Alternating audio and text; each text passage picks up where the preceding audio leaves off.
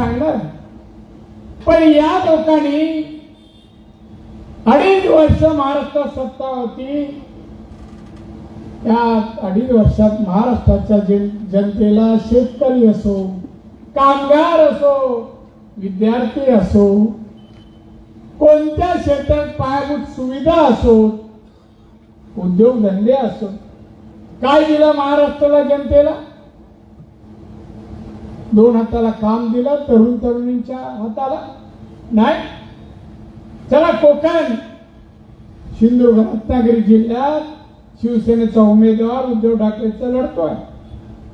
जेवढे लोक झाले या पक्षाचे, 10 वर्षात त्यांनी नळ पाणी योजना गावाला दिली, हे धरण पूर्ण केलं, हा रस्ता दिला, हा ब्रिज दिलं, एखादी बालवाडी काढली, एखादी शाळा काढली, एखादा कॉलेज काढलं, सांगितलं आणि केलं नाही. काही न करता फक्त शिव्या द्यायला, अपशब्द बोलायला इकडे आले. पोलिसांनी किती दखल घेतली मला माहित नाही, मी दखल घेतलेली आहे. लोकशाहीमध्ये प्रचारामध्ये काय बोलावं याला काही संकेत आहे. संकेत मला दोघांची भाषा माझ्या जवळ आहे, दोघांची. त्या भाषणामध्ये आडवा आला तर गाडून टाकी, ऑफेन्स नाहीये, ऑफेन्स नाहीये, पुन्हा नाही. काय काय शब्द, ते चिमुरड, अजून काय बोलायची अक्कल नाही, काय बोलायचं. त्याने जे जे काय बोललं मला विचारायचं आहे, खोके वगैरे जे काय बोलतोस ना, काय तुझे वडील करतात रे? उद्धव ठाकरे कुठली नोकरी करतात, कोणता व्यवसाय करतात, घर कसं चालवतात, गाड्या कुठून घेतात रे बाळा, कुठून घेतात? दुसऱ्यांना गुंड म्हणतो, अत्याचार करतो, महिलांवर करतो असं म्हणतात, करतात म्हणे. अरे नाव सांग, म्हणजे मी सांगतो. अरे दिशा सालियन या मुलीवर अत्याचार करून तिला वरच्या माळ्यावर खाली टाकणाऱ्यापैकी तू एक आहे ना. तो होता ना याच्यात अत्याचार करू. सुशांतला हत्या केली घरात जाऊन, त्याच्या नोकराच्या समोर. नोकर घरात होते, फोटो काढले, सगळे पुरावे. अरे हत्या करणारे तुम्ही, करायला लावणारे तुम्ही. एवढ्या वर्षात ती अमरावतीची चव्हाण, त्याही मुलीवर अत्याचार, दिशा सालियनवर अत्याचार. किती अत्याचार. संध्याकाळी 7 ते 9 वाजेपर्यंत काय करतोस तू? खारला काय करतो? बांधवनं बोलण्यासारखं बरंच आहे. माझ्या एवढ्या मातोश्रीच्या हातला आणि बाहेरचं दुसऱ्या कोणाला माहित नाही. पण आज निवडणूक जवळ आली आहे, माझ्याकडे फक्त आता 25 मिनिटं आहे. अत्याचारी है. अद्याप रमेश मोरे, शिवसेनेचा नेता, साहेबांचा सेवक, बाळासाहेबांचा, जाधव यांची हत्या का झाली, कोणी केली, अद्याप आलं नाही. आता येईल आमची सत्ता.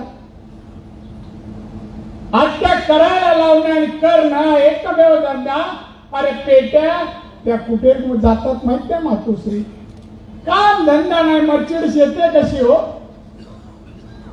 सामन्यातून किती पैसे मिळतात आणि दुसऱ्यांना ठोके. दुसऱ्यांची घरं, दुसऱ्यांनी काय केलं ते दिसतं. एक घराचं मातोश्री, मातोश्री तू कसं राहिलं ते चालतं. अरे लोकांना काय दिलं सांगा तुम्ही? आम्ही शिवसैनिक होतो, मी 39 वर्ष होतो, नगरसेवक, बीएससी चेअरमन, आमदार आणि मुख्यमंत्री पर्यंत आम्ही लोकांना शिवसेना लोकहित कशी करते त्यावेळेस दाखवलं. साहेबांच्या काळात तू कुठे होता रे शामटा? कुठे होता? शिवसेना ज्या वाढत होती आम्ही वाढवत होतो. कोणी शिवसेनेकडे वाकड्या नजरेने पाहिलं तर आम्ही त्याचा बंदोबस्त करत होतो. कधी घराच्या बाहेर पडला ना मातोश्रीच्या. आणि इकडे सिंधुदुर्गात एवढ्या मोठ्या मोठ्या गोष्टी काय हरकत नाही. पोलीस प्रोटेक्शन घेऊन आमची सत्ता आहे.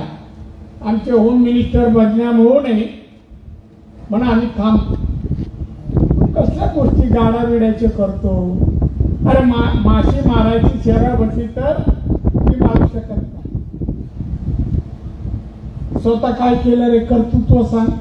उद्धव ठाकरेने कर्तृत्व सांग. एक तरी कर्तृत्व शून्य माणूस आहे. ना मातोश्रीत ना बाहेर ना कामात कशात काही कर्तृत्व ना माणसं दुसऱ्याचं मदत घेतल्याशिवाय काही करू शकत. हुशारक्या मारून मानीने बंधू भगिनीने मी हा विषय नंतर बोलेन. पण मला बनवायला पुण्यामध्ये आपल्या लोकांना वॅक्सिन प्रत्येक राज्याला वाटले.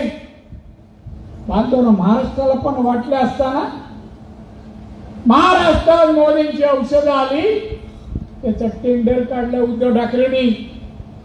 टेंडर काढलंच नाही. लोकांना नुसते प्राण वाचवण्यासाठी मदत नाही. त्यांनी काय केलं टेंडर मध्ये 15% टेंडर घेण्यासाठी आम्हाला 15% दे नाही तुला देणार. अनेक लोक पळून गेले. मोदी साहेब प्राण वाचवण्यासाठी लसीकरण वॅक्सिन निर्माण केलं तर यांनी 15% खाल्ले. याला उद्धव ठाकरे म्हणतात. आणि चिरंजीव आदित्य पैसे मोजाय. त्यांनी बोलूच नाही कोणाबद्दल. आमदार खोके दिले गेले. अरे तुला खोके देत होते म्हणून तुझी जो उदरनिर्वाह होत होता म्हणून दुसरा बंगला बांधला. साहेबांनी एक केलं नाही. सैनिकांना आमदारांना खासदारांना मंत्र्यांना सांगितलं नाही तुम्ही औषधात पैसे खा. तुम्ही काम रस्ते पाणी वीज काम चालले त्या ठेकेत पैसे खा. साहेब कधी नाही म्हणत. हे आणि चालू याचा आमदार खासदार इथला खासदार किती किस्से सांगू किती गोष्टी सांगू. खासदार सांग रे तुझा जाऊ देतो आदित्य ठाकरे उद्धव ठाकरे. तू 10 वर्षात या मतदारसंघात या जनतेसाठी सिंधुदुर्ग जनते काय दिलं रे. रस्ते किती पाणी किती वीज किती. चौपदरी रस्ता काय संबंध आहे. एअरपोर्ट काय संबंध आहे. हा काल म्हणतो एअरपोर्ट मिस केला. कसं रे बाबा कोणाच्या घरात मूल जन्माला म्हणतो आपलंच नाव सांगायला लागतो. कसं काय चालेल. त्या वेळेला प्रफुल्ल पटेल मंत्री होते केंद्रात. मी राज्यात महसूल मंत्री होतो. मी प्रफुल्ल पटेल एक दिवशी फोन केला. साहेब तुमच्याशी काम या ना. ते म्हणाले नाही साहेब तुमच्याकडे माझं गोंदियाचं काम आहे. त्यांच्या जिल्ह्याचं नाव गोंदिया. आले मला साहेब गोंदियात महसूलचं काम आहे. मी करून देतो पण प्रफुल्ल एक माझं काम काय माझ्या जिल्ह्याला विमानतळ डोमेस्टिक विमानतळ दिला ना 1 महिन्यात देतो. आणि खरंच 1 महिन्यात दिलं. मी कलेक्टरना जागा संपादित करायला सांगितली एअरपोर्टचं. कलेक्टरनी प्रांतांना काम दिलं जागा संपादित करा. हा खासदार 15 लोकांना घेऊन गेला. 15 लोकांना कुठे विमानतळाच्या जागेच्या इकडे. आणि काय जागा संपादित करायची नाही. विरोध. मी जेव्हा कोकणात घरी होतो कणक मला कोणीतरी सांगितलं असं. मला चला जाऊया. मी गेलो एअरपोर्टवर. पोलिसांना बोला काय पाहताय. कायदेशीर जागा संपादित करायची आहे. हा बेकायदेशीर आंदोलन करतोय. गाडीत त्याला घेऊन जा.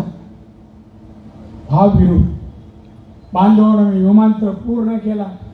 आणि नेमका आयत्या वेळावर नागोबा उद्घाटनाच्या वेळेला हा मुख्यमंत्री झाला उद्धव ठाकरे. आणि मी ज्या उद्घाटनाला गेलो तिथे स्टेजवर चढलो तर हा बिनकामी खासदार माईक घेऊन स्वागत करायला. नारायण राणे महसूल मंत्री आहेत त्यांचं स्वागत. अरे बोला, इकडे उद्धव बसला होता, हा इकडे माईक घेऊन मी मध्ये होतो. बोला, उद्धवजी हा माणूस खासदार तुमचा ना, हा प्रत्येक विकास कामात पैसे खातो. या एअरपोर्टला विरोध यांनीच केला, तोंडावर मुख्यमंत्र्याचं सांग. हा बोललो 10%, 15%. असा माणूस आज या निवडणुकीत उभा आणि काय म्हणे त्याच्या प्रचारात ठकसेनच येत आहे सगळे. आणि हे केलं ते केलं. बांधून या कोकणात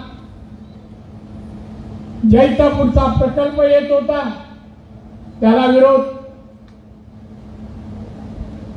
नाणारचा प्रकल्प येणार होता 3.25 लाख करोडचा, त्याला विरोध, आंदोलन. का हो? आमच्या दीपक केसरकरनी काल परवा एक लिस्ट वाचून ना,